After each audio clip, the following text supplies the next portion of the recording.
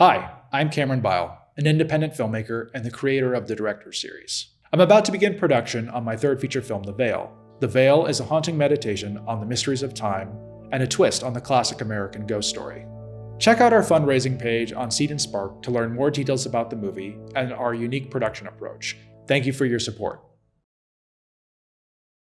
This episode is brought to you by Indie Film Hustle TV, the world's first streaming service dedicated to filmmakers, screenwriters, and content creators. Learn more at indiefilmhustle.tv. The Director Series is made possible by the support of our subscribers on Special.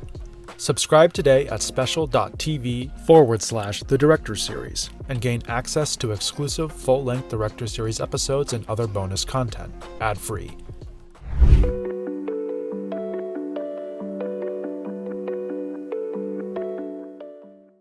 Fresh off the whirlwind shoot of 1972's Boxcar Bertha for producer Roger Corman, Scorsese was sat down by his friend and mentor John Cassavetes and told that the film's high quality put him at risk of being boxed into a career in cheap exploitation films. He encouraged Scorsese to make something personal and risky, to use his gifts to truly express who he was, to imprint his voice onto the physical medium of film so that audiences could inhabit his worldview. In short, he was challenged to make, as Scorsese himself would later describe it, a declaration, a statement of who he was. Towards that end, he turned to his memories of running around Little Italy with his gang of friends, and of growing up within a rough-and-tumble community shadow-governed by the mob. He pulled inspiration from the hushed dinner-table arguments he used to eavesdrop on between his father and his uncle, who often found himself financially entangled with mafiosos and loan sharks. The script, co-written by Mardik Martin, his directorial assistant on Who's That Knocking at My Door, was initially titled Season of the Witch, and told the story of a young hood reconciling his conscience and religious belief against the lifestyle of organized crime that produced him. Scorsese's premise proved so appealing that Corman offered to finance the entire thing, with the caveat that he switched the narrative focus on Little Italy to the city's African-American community. However, the fruits of diversity were not on Corman's agenda. The urban blaxploitation audience was simply another concentrated market that could be targeted and profited from. It was a tough spot for Scorsese. Sure, he would get the film made, but the whole point of making it, an expression of his most personal self, would be moot. Soon enough, another source of funding presented itself, in the guise of a young man named Jonathan Taplin, who worked as the road manager to the band and wanted to transition into film producing. Scorsese's friend and collaborator Verna Bloom put the two men in touch, and in short order, the $600,000 needed to make the film was present and accounted for. The resulting film, subsequently named Mean Streets, after a passage in Raymond Chandler's essay The Simple Act of Murder, would finally provide Scorsese with the necessary escape velocity to pursue directing full-time, while introducing mainstream cinema to the raw power of his artistic spirit. Hey, what's the matter with this kid, huh? Hey, there ain't nothing wrong with me, my friend. I'm feeling fine. Keep your mouth shut. What's the move? Far from the elegant, old-world, and muddied mafia depicted a year prior in Francis Ford Coppola's The Godfather, Mean Streets displays how a closet of fine Italian suits can still end up in a slummy tenement building. Harvey Keitel fulfills the promise he showed in Who's That Knocking at My Door in the central role of Charlie, a small-time hood rising up the criminal world's ranks. He is still somewhat on the outskirts, not yet a made man himself. He's held at arm's length by his higher-ups, mostly because of his lack of seniority, but also because of his jerk-off friends, whose wild ways constantly get him into trouble by virtue of association. His friend, Johnny Boy, is the worst of the bunch, an unpredictable, loose cannon who owes money to just about everybody in the neighborhood, and can't ever seem to pay anything back. Johnny Boy's in hot water with Michael, a local loan shark whose patience is growing quite thin. Charlie feels responsible for Johnny Boy, partly because of the fact that their circle of friends looks to him as their unofficial leader, but also because he's romantically involved with Johnny Boy's cousin, Teresa.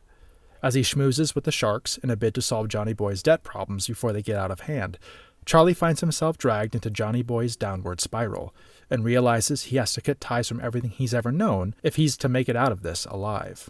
Take away all of its aesthetic brilliance or its influential approach to music, and Mean Streets would still be one of the most important films of Scorsese's career. Why? Robert De Niro. Scorsese and De Niro are practically joined at the hip as far as cinematic history is concerned, their series of collaborations having resulted in several iconic classics. Even before their first partnership in Mean Streets, the two men had unwittingly been circling each other socially since boyhood, where they were members of separate rival gangs.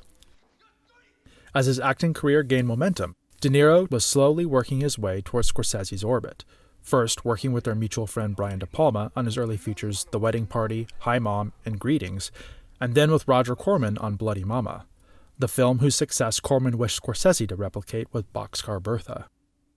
They would finally meet at a Christmas party hosted by Jay Cox, and the result speaks for itself.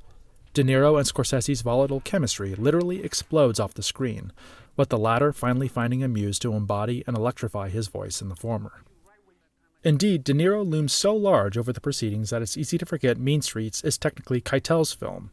The Who's That Knocking at My Door lead could take some consolation in the fact that his performance would become a calling card for his own career, hoping to mold the contours of the archetypical Scorsese protagonist as that of an ambitious man caught between the material and carnal temptations of modernity and the rigid, self-flagellating dogma of the old world. Keitel slips so seamlessly into the role that it boggles the mind to learn that Jon Voight was initially supposed to play the part. He had to quite literally stand by while Voight waffled over taking the role, delaying his final decision up until the last possible second before cameras rolled on his first scene. When he called to inform Scorsese he was passing, Keitel was standing beside the director in costume, ready to step into frame at a moment's notice and seize his destiny. Of the remaining cast, Richard Romanus and Amy Robinson make notable impressions. As the chief antagonist, a loan shark named Michael, Romanus projects an icy, restrained demeanor that's quite effective. As the sole female presence amidst all this unchecked machismo, Robinson holds her own as a force to be reckoned with, as well as Charlie's refuge from a brutal, cold world. Scorsese also peppers in a few cameos from his Boxcar Bertha cast, namely David Carradine as a drunk who refuses to die. Additionally, Scorsese himself makes an appearance as one of Michael's gunmen, tasked with a consequential plot contrivance that hurtles Mean Streets towards its chaotic close. Scorsese's third feature film was shot over a period of 27 days in the fall of 1972, with only 6 of them spent in New York City. That the bulk of the film was actually shot in Los Angeles and still feels so authentic to its Manhattan backdrop as a testament to Scorsese's strength with personal storytelling. Lensed by cinematographer Kent Wakeford, Mean Streets builds on the rough-hewn aesthetic Scorsese established with Who's That Knocking at My Door, itself profoundly influenced by the aesthetic of his mentor, John Cassavetes. A significant portion of the film is handheld, giving Mean Streets a gritty and tough feel that lends itself well to fast cuts and bold compositions, the boldest of which is arguably the strapping of a camera onto Keitel's body, pointed at his face for a woozy, drunken feel that Darren Aronofsky would use even more effectively a generation later in Requiem for a Dream. The overall approach combines realism and expressionism to become a flashpoint in the development of modern crime cinema's visual language. The experimentation that gives Mean Streets its vibrant originality extends to the editing, which was performed by Scorsese himself under the consultation of Sidney Levin, who ended up receiving the on-screen credit because of his membership in the Editors Guild. While shot predominantly on 35mm film, Scorsese's edit also incorporates the home movie aesthetic afforded by the 8mm film gauge during the opening credits. You don't make up for your sins in the church. You do it in the streets. You do it at home. The rest is bullshit, and you know it. He also weaves in voiceover that presents as Charlie's inner monologue, but is actually recorded by Scorsese himself in an attempt to separate his protagonist's thoughts from his actions, a technique he borrowed from Federico Fellini's 1953 film I Vitelloni. One of Mean Streets' most enduring legacies can also be ascribed to Scorsese's work as a whole, which is the popularization of the jukebox soundtrack, or the wall-to-wall incorporation of pre-recorded needle drops, a boon to record labels' profit margins and a curse to original score composers everywhere. Mean Streets, in particular, uses an abundance of music from popular acts of the era, like the Rolling Stones and the Ronettes, combining it with Italian folk music and opera to give us a sense of history and cultural heritage existing in concert with the fast-paced modern world. Though Who's That Knocking at My Door hinted at their existence, Mean Streets marks the first time that Scorsese's key aesthetic fascinations really come into focus. It's a New York City set story about the experience of Italian-American immigrants chasing their own version of the American dream. But, as a put-upon, disenfranchised minority, they must bend the rules if they hope to even play the game. They accumulate money and power through illegitimate means, and hold on to it through the use of violence and intimidation, which Scorsese depicts as messy, chaotic, and unorganized as it is in real life. The Feast of San Gennaro, the famous festival that unfolds annually in the streets of Little Italy, factors heavily into Mean Streets' plot. A further illustration of Scorsese's fascination with his Italian heritage, as well as a device in which to introduce religious iconography into a film about amoral, murderous mobsters. The burden of faith hangs heavily over the film, looming especially large in the consciousness of Keitel's character. He's always testing how long he can hold his finger to an open flame, which calls to mind the fire and brimstone imagery of old-school Roman Catholicism, as well as the self-flagellating approach to atoning for one's sins. Keitel's character's motivations are driven out of a fundamental Catholic guilt, from his association with his friends to his courtship with his girlfriend, but his constant doubt about his worthiness in Jesus' eyes gives Mean Streets a rich, ideological complexity that feels just as relevant today as it did then. Mean Streets debuted at the New York Film Festival to standing ovations and near-unanimous critical applause, hailed for its boldness in storytelling and the technical mastery of craft despite its low budget. Famed critic Pauline Kael compared it to I, Vitelloni as a triumph of personal filmmaking, and rightly so. Mean Streets is essentially a cinematic declaration by Scorsese, announcing his presence to the world and just what he thought of it. It was a career breakout for both the young director and his two leads, and with De Niro in particular, it was the blossoming of a long, fruitful working relationship that continues to this day.